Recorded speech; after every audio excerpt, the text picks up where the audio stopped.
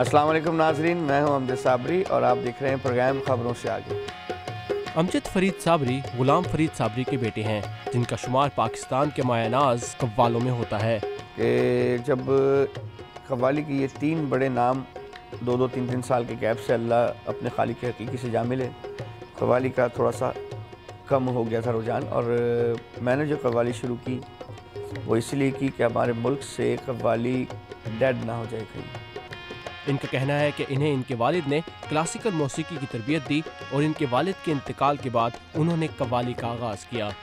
अमूमन आप देखें कि मुझसे फरमाइश की जाती है मेरे वालिद साहब की पढ़े हुए कलामों की, बर्दो झोली या ताजदार यारम, और आप यकीन करें मैं रोज़ाना ही पढ़ता हूँ और मुझे लगता है कि मैं नई कव्वाली पढ़ रहा हूँ।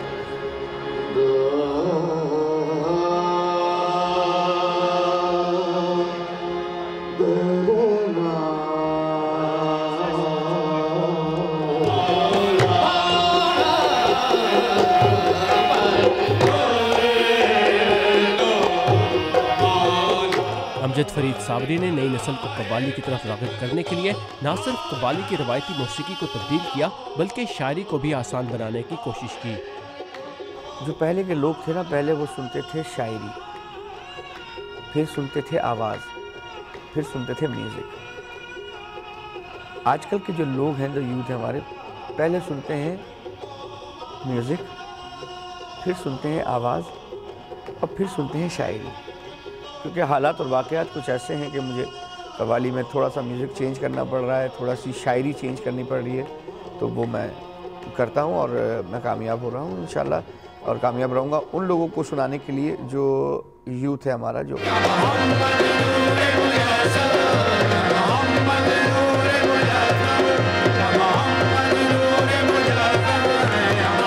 अमजद साबरी ने कहा कि इसी वजह से उन्हें ये भी कहा जाता है कि उन्होंने कव्वाली की शक्ल तब्दील कर दी है, लेकिन उन्हें कव्वाली को बचाने के लिए हालात के बायस ऐसा करना पड़ा, और यही वजह है कि वो कव्वाली को पाकिस्तान और भारत से बाहर भी परफॉर्म करने लगे, जहां उन्हें हाजरीन को समझाना भी पड़ा कि वो क्या गा रहे हैं। ज़रा ये है कि हमें थोड़ी सी कव्वाली को समझाना पड़ता है। कव्वाली गाने से पहले कुछ अंग्रेज़ी में ट्रांसलेशन करके कि भाई मैं नाज शरीफ पढ़ रहा हूँ, what is the meaning of नाज शरीफ, या हम शरीफ पढ़ रहा हूँ या कॉल पढ़ रहा हूँ, जो मैं पढ़ूँगा थोड़ा सा मैं उसको स्पीच करके बता देता हूँ कि जी मैं क्या पढ़ रहा हूँ, किन के लिए पढ़ रहा हूँ।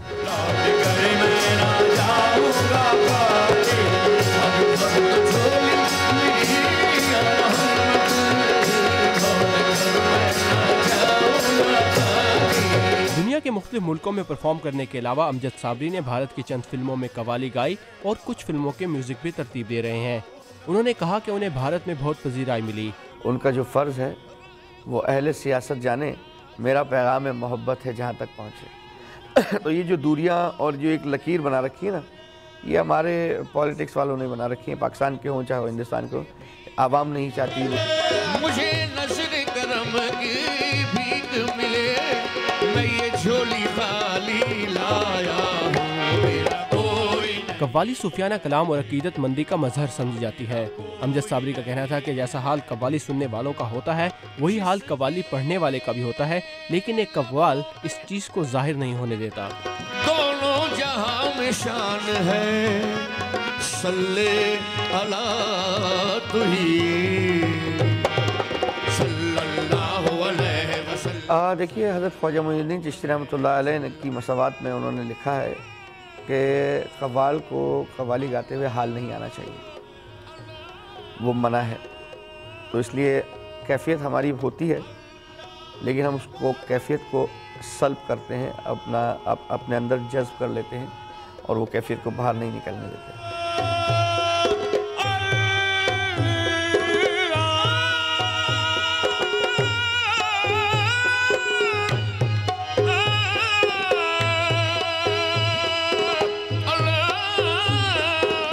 से दूर आए हैं, हमें एंटरटेन करने के लिए आए हैं। Obviously it was very nice, we really enjoyed. इनको टीवी पे तो देखते रहते थे और माशाल्लाह से इनको इन पर्सन देख के बहुत मज़ा आया।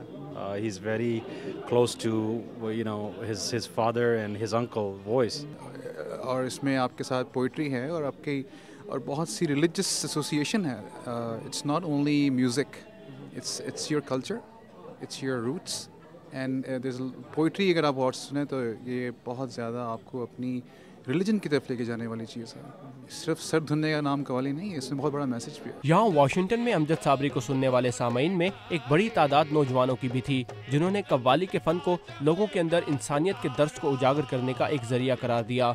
साकिबुल इस्लाम, उर्दू VOA, वाशिंगटन।